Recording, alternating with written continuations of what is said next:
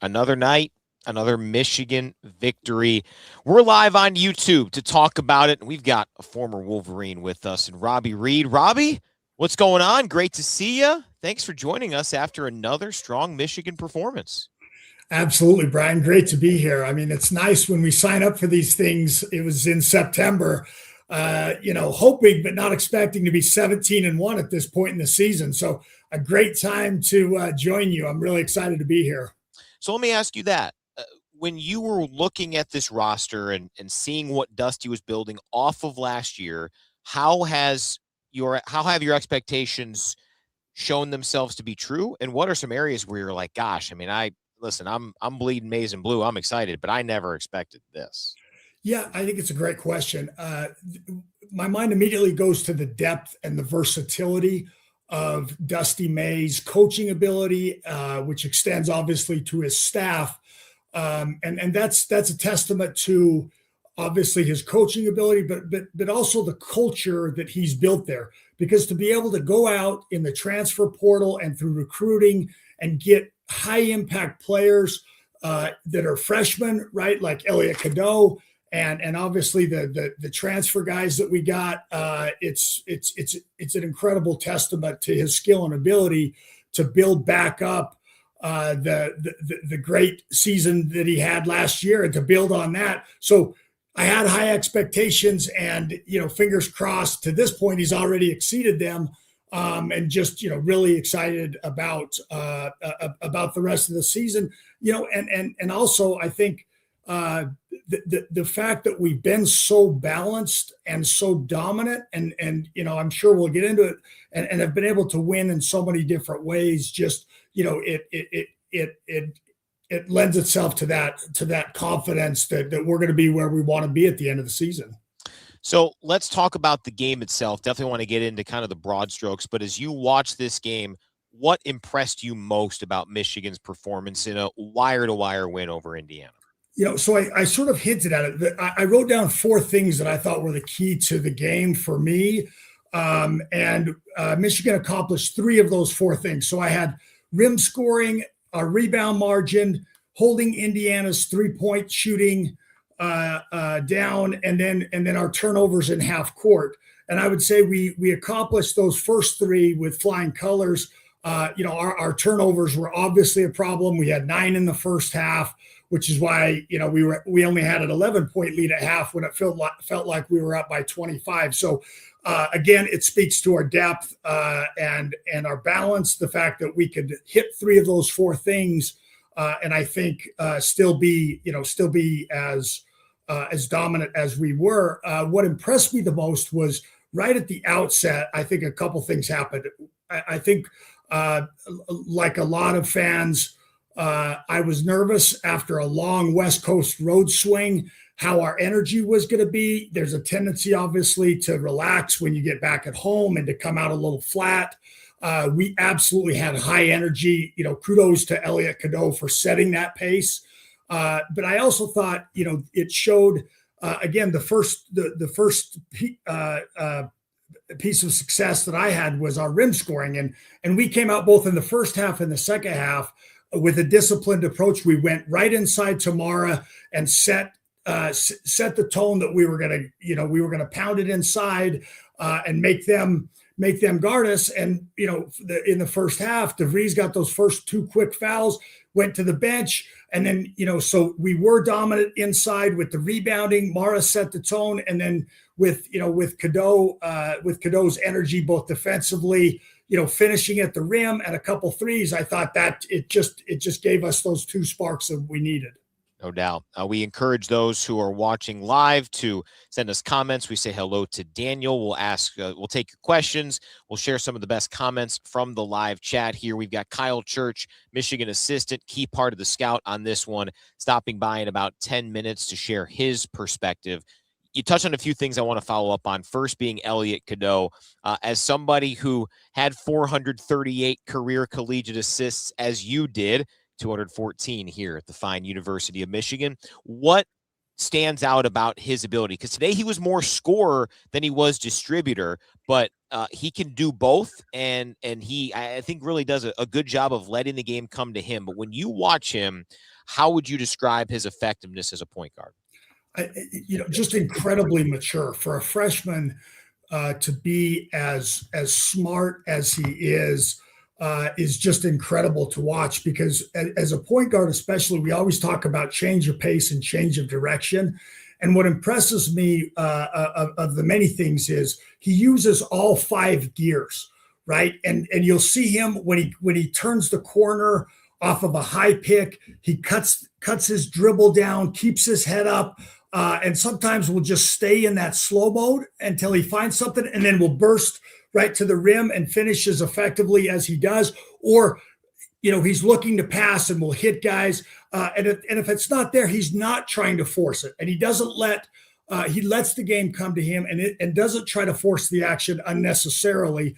And then I think it's just his overall leadership ability, because he's not taking unnecessary risks with the 3. He knows when to come down and hit the wing and go through, and just his overall composure and leadership is really impressive. And he still has a ton of upside in ability. So he's wearing, my old number 3, obviously Trey Burke on Fridays, number and name's going to be retired. So, a lot of good energy around number 3 for me tonight.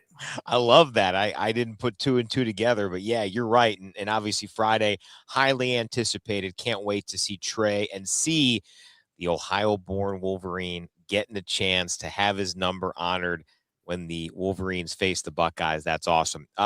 We'll play a couple of clips from Dusty May here from our radio post-game interview. The other aspect you alluded to that I thought was really interesting was what Michigan was able to do with Tucker DeVries having to battle foul trouble. Now, he ended up playing 10 first-half minutes, even though he picked up his second foul, $120 into the first half. But coming into this ball game, I was really excited to see what Lamar Wilkerson could bring to the table, and Michigan holds him to a season-low 8 points. He really struggled to get anything off. Here was Dusty May on how Michigan approached Wilkerson from a defensive standpoint. Well, we had great awareness to simply where he was on the floor at all times, but I do think that our sense of urgency to get to him, he never realized when he was open and when he wasn't. They run a lot of really quality stuff to get him looks in his spots, and so he knows where and when he's getting his shots, or he knows the decisions. But because our guys were flying around, I think he was a little bit confused about where the rotations were, and then he became a good playmaker. I thought he got in the paint and played poised and hit some fan-out threes. So for us to get out here with the Big Ten win, we're happy, but we obviously have a long way to go. That defense, especially early. I mean, Indiana missed its first 10 3-pointers. Wilkerson was a part of that, and DeVries was a part of that. But boy, for a guy who came in averaging 23, 24 points a game in Big Ten play, Michigan really seemed to make it tough on Wilkerson, didn't they? Absolutely. And, this Indiana team is like so many from the past. They're a great half-court team. They make you sit down and play defense for a long period of time. They rely on ball movement and great three-point shooting. And Dusty, referred to us flying around, but really, he's talking about our really principled defense, and it comes down to rotations because, so many teams, they're good with the first pass or the second pass, but then the third and the fourth, you start to relax, you come up out of your defensive stance, and it allows teams like Indiana to get wide open looks. I thought we were incredibly, especially in that first segment, I thought we were incredibly disciplined. We denied them the passes that they wanted to make. We got 2 blocked shots. So they were nervous and not comfortable, right from the outset. Again, they started 2 for 13 from the field. We killed them on the glass. At one point, the margin was 31. We were up 31-11. At one point rebounding. So, we didn't let them be comfortable. I thought DeVries, was a non-factor. He hit some shots late, but not when it mattered. We rattled him the whole night, and that extended down Wilkerson and the rest. Michigan gets it done over Indiana.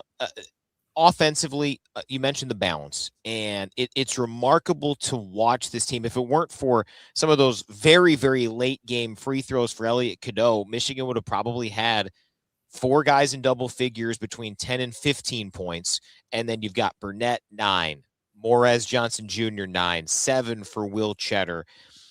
Can you take fans through how difficult it is for a team to have the type of unselfishness that it has, to where truly, I mean, I just flat out asked Dusty in the radio postgame. I didn't pull up that clip, but I just said, hey, who impressed you offensively? Because it could have been any of 6, 7 guys in this game.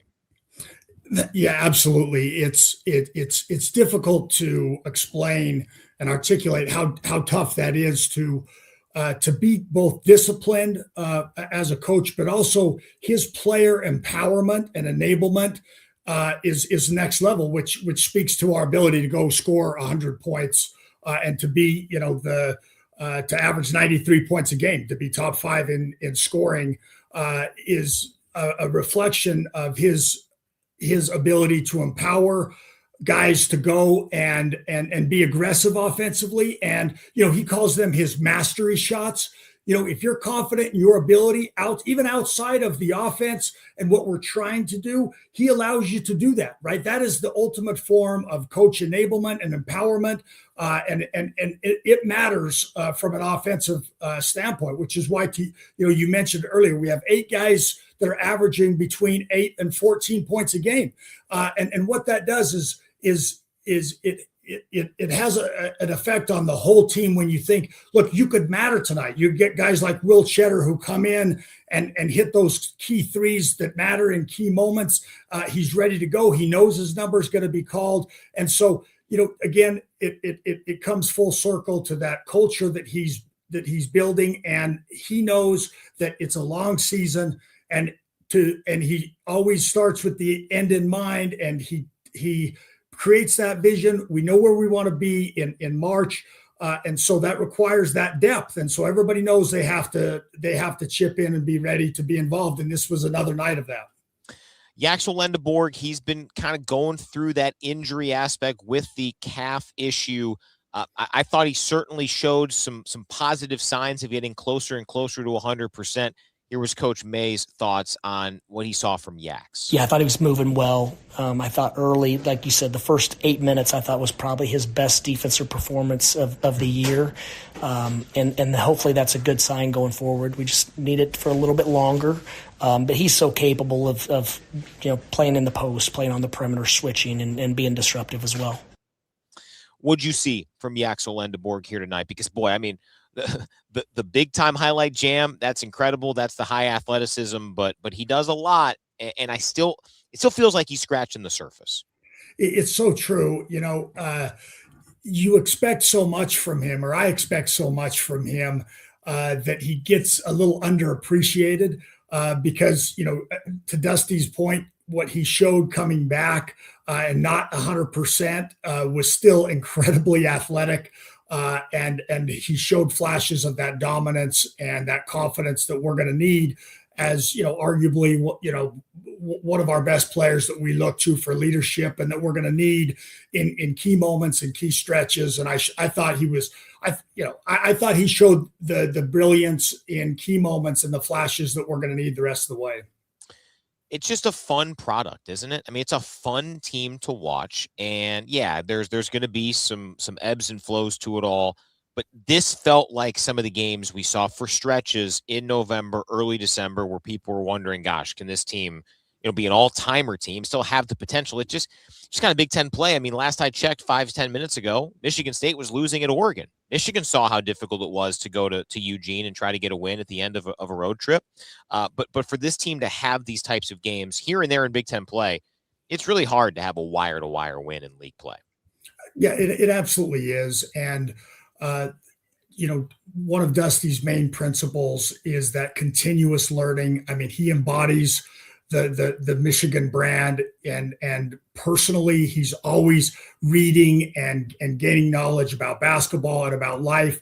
And he's relentless about that principle. And so, where some teams can have that tendency to drop off or get lackadaisical, especially when they're as dominant as we are, you see us to continue to win and with the margins that we have. And I think, again, that's top down, both from energy and philosophy, that Dusty doesn't let the guys relax. And continue, focuses on that continual improvement. So, I'm encouraged that we're going to continue to get better. And you see Dusty point out the things where we need to, I highlight turnovers, and obviously our free throws need to improve. There's plenty for us to do. And yet it's exciting because we can win as dominantly as we did tonight and still have a lot to improve on. And again, Dusty doesn't let the guys get too high off of a win like that. That's a product of his championship focus. This isn't the end game, and we'll enjoy it tonight and move on. No doubt. We say hello to Muscle Man, Michigan fan, and Mizzlemar. Thank you. I don't think I'm him. I think Kyle Church is him. Have you ever been told you're him, Coach? No one said it seriously. I've got it a few times. It's always followed with laughter. Well, hey, I'll tell you, this scout was him. This was really solid. A wire-to-wire win. What impressed you most about what this team accomplished here tonight against Indiana? Yeah, really impressed with our energy defensively coming out of both halves. I thought the first 10 minutes defensively of both halves were absolutely phenomenal. We overwhelmed them really with our size, length, athleticism.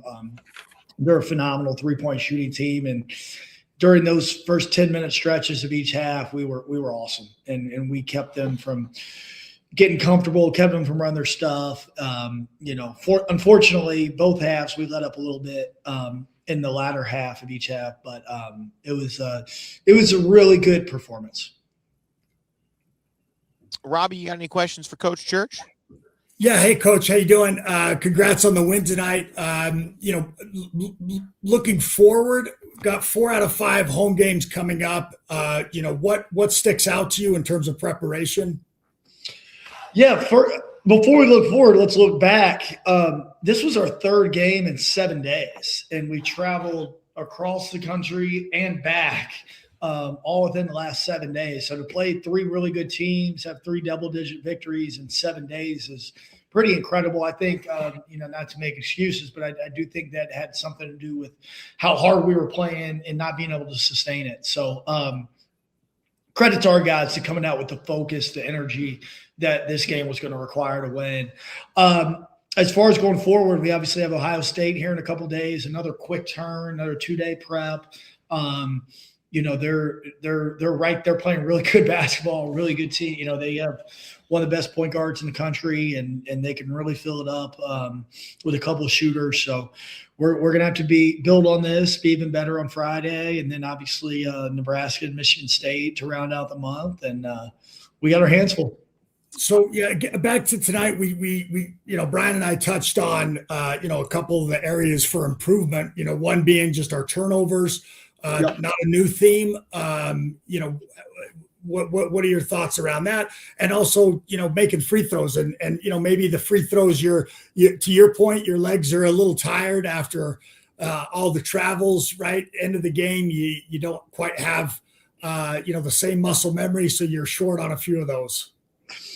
Yeah. The free throw thing I thought was really strange. Obviously, Adai struggled from the free throw line. That's been well documented, but I'm actually looking at a second half specific box score. We were 21-25 in the second half. So that's, big time for our guys to respond. I think we were 1 of 8, 1 of 9 in the first half with a couple of front end misses. So really it's more like 1 of 10. So we really stepped up and made free throws second half. So hopefully we can, parlay that to more confidence shooting the ball. And Adai was 3 of 4 in the second half. So good for him. Yeah, his form certainly seems to be improving. Now, for those who don't know, Kyle, he focuses very much on Michigan's defensive scout for a team. So Indiana, obviously the assignment today. I thought what you guys did against Wilkerson, he looked like he was in a blender at times, and he is a really good player.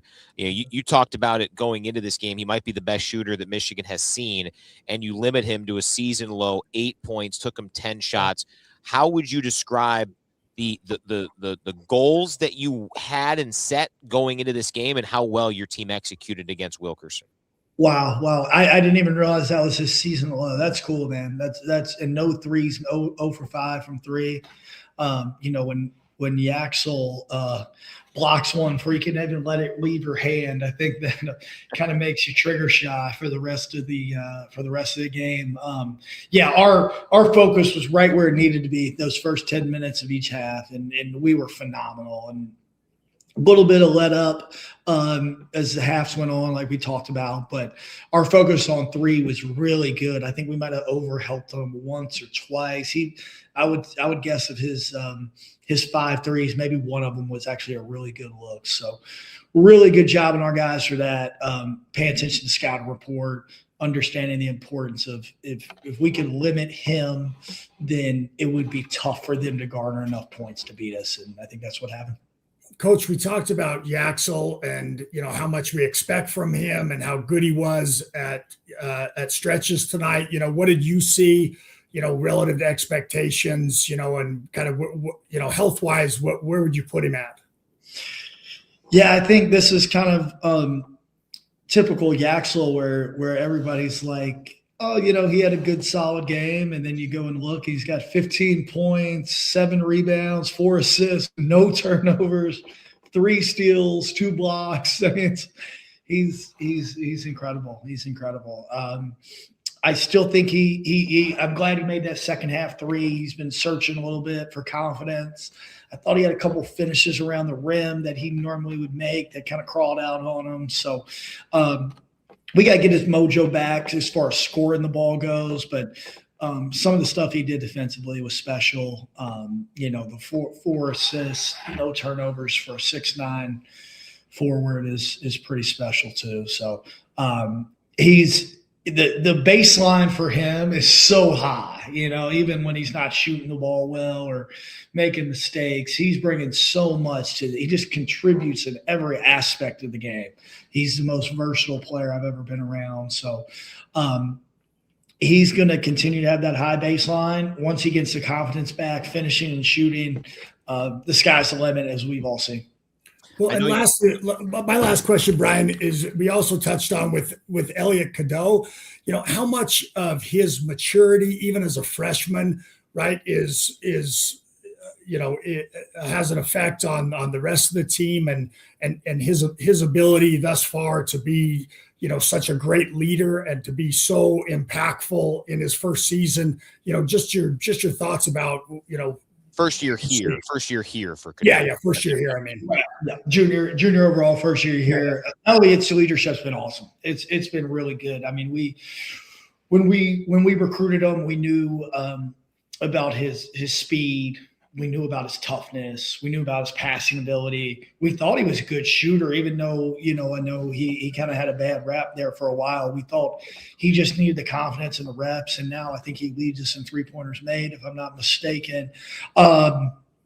So we knew all that, but the leadership qualities have been a very pleasant surprise. And not necessarily, I shouldn't say twice, but a cherry on top, He has a knack of bringing guys with him. And so we've really challenged him to embrace that leadership. And when he's flying around and he's, being disruptive at the point of attack, like he was tonight, like he was when we were playing at our absolute very best, a month and a half ago, where, he sets the table for everybody. And he's obviously added some scoring punch here the last few games. But, just – his energy is so infectious, especially in practice, even when, people don't see that he can raise the bar of what we're capable of, and people gravitate towards him. He's got an infectious personality.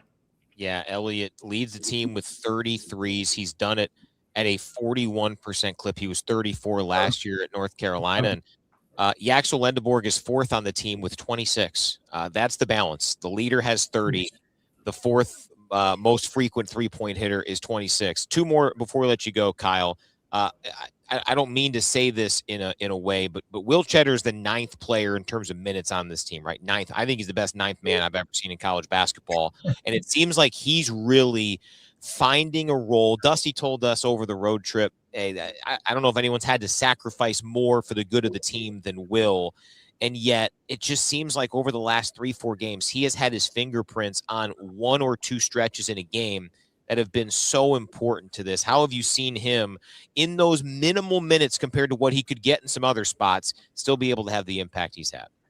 Yeah, absolutely. I think that's going to be a big theme of our team is that word sacrifice. I think everyone sees the obvious talent of everybody we put out there on the floor. And I think a lot of our guys could go elsewhere and average a lot more points, get a lot more shots and play a lot more. But, in order to have something special, we've all kind of came together and we all have to give up some stuff in order to get what's best for the team. And like you said, Will embodies that. And it's just great to know that you always have this safety blanket, where, even if, your fastball is not working, you always got a guy, like Will that's, exactly what he's going to give you. He's going to give you some shot making. He's going to give you intensity. He's going to raise the level of everybody else around him, be an incredible teammate, whether he's playing well and shots are going in for him like tonight, or even if he's struggling, you're going to get that constant guy locked in, ready to do whatever it takes to help the team. And if you've been a coach, that's really important to have guys that exactly what you're going to get from them. And Will's embodies a Michigan man and what we want our program to be about. And the last one, I did not see the Rez jersey rip. Did you get a good look at that? What happened there? I did not. I guess what was midway through the first half, maybe. I think it was the under 12 was when the announcement was made that he was wearing 51.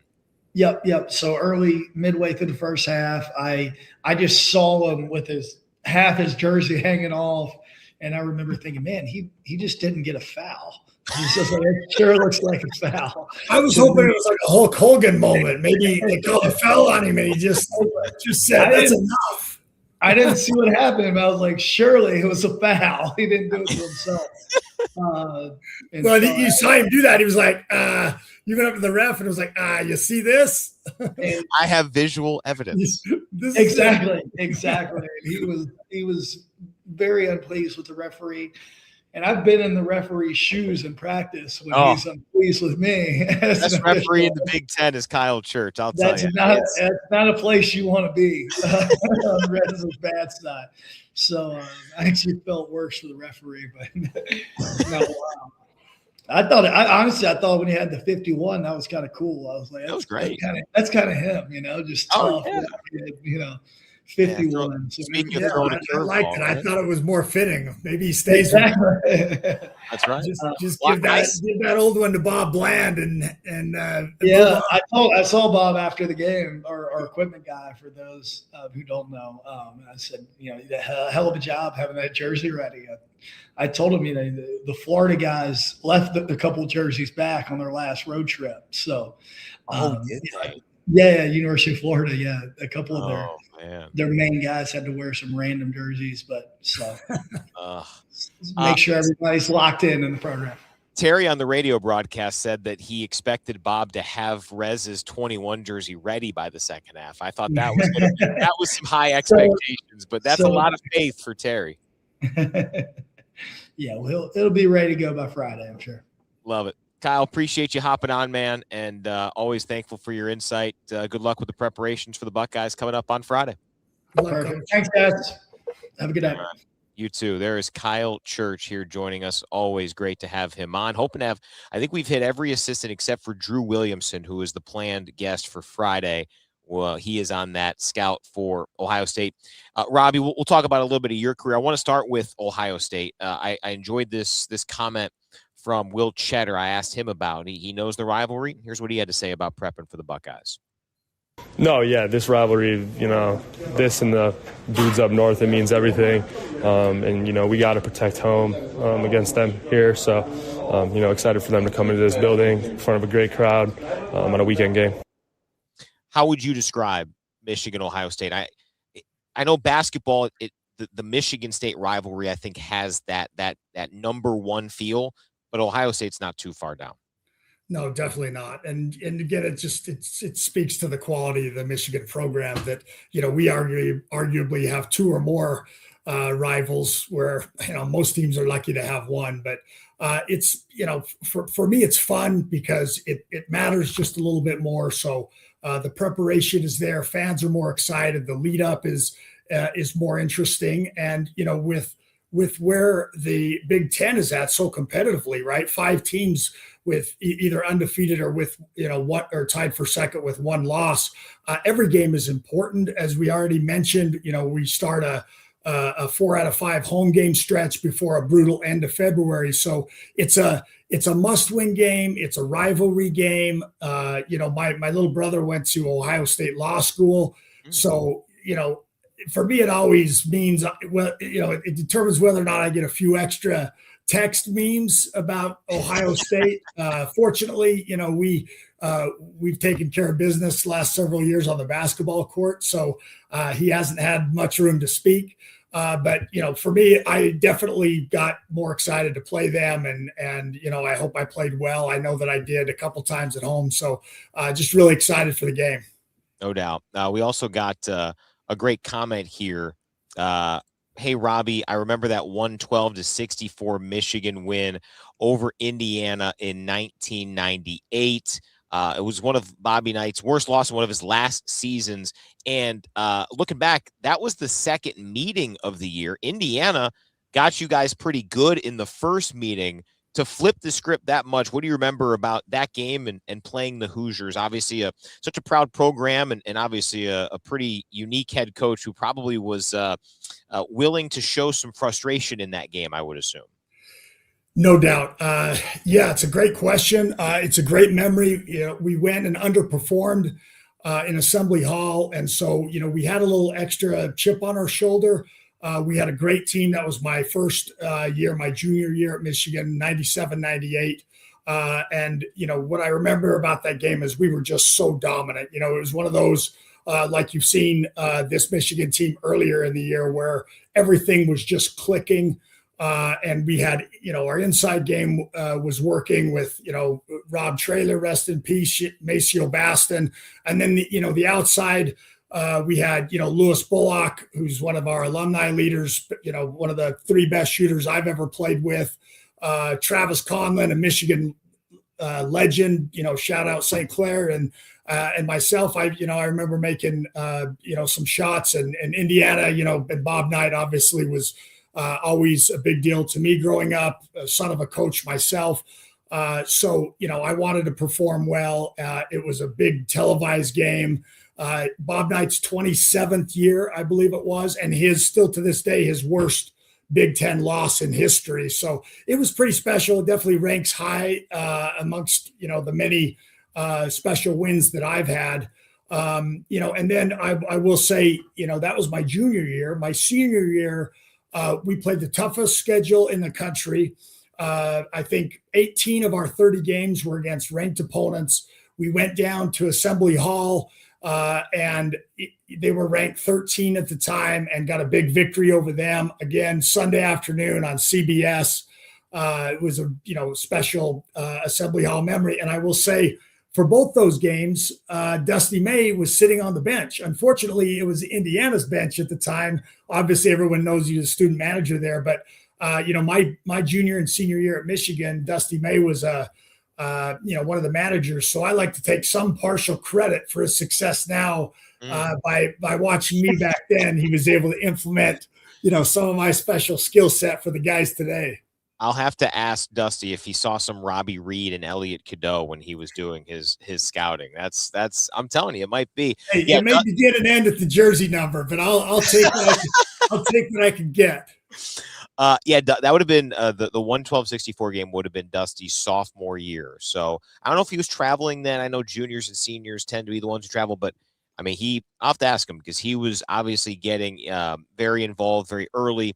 He was willing to do whatever it took to keep climbing, and here it is. So, Robbie, before we get out of here, just your thoughts, what you're watching for, looking for down the stretch this regular season. Hard to believe. I mean, we are 18 games in. We are almost 2/3 of the way through this regular season. Time flies when you're having fun, and this team has been really fun to watch So how do you look at these next few weeks, these next few months, and these next couple of weekend games, 2 huge rivalry games? I don't worry about it, but I'm excited for it because the great thing about a coach like Dusty May is his focus is to win when it matters, and that's soon to be, the championship time and window, and so he's prepared guys for that, and so there's nothing that we need to do besides continue to improve, maintain our consistency. We've got the depth, we've got the ability, and so it's it becomes a test of wills. You've got to maintain. At this point in the season, you really got to narrow your focus as a staff and as a team, because you've got so many demands on your time with school, and you're starting to fight fatigue. Everybody knows what you do well. So you've got to change it up and be able to win when things are ugly, and you're playing some of the best teams in college basketball. And as you've seen, the top teams have only gotten better.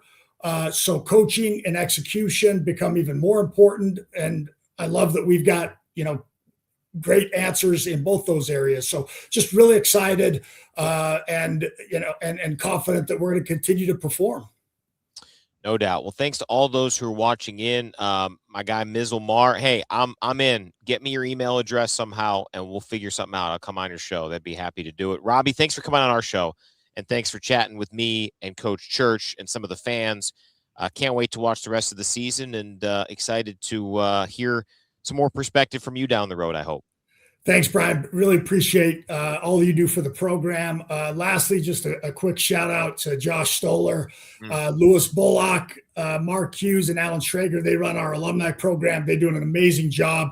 The Michigan culture, it's not just something that everyone, every organization throws out. Like we have a great family feel. My teammates from back in the day, are as close now as then.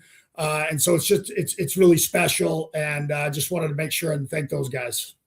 Yeah, you haven't been around enough. If you shout out Josh, he gets mad at you. So that is no, Josh is the man. A big reason why we've had so many great guests. And Robbie, you're right at the top of that list. So appreciate what you've done. Go Blue, and we'll talk soon. All right. Absolutely. Thanks again, Brian. Go Blue. All right. For Robbie, I'm Brian. Thanks for watching. Hope to do another one of these on Friday night after Michigan and Ohio State. Talk soon, everybody.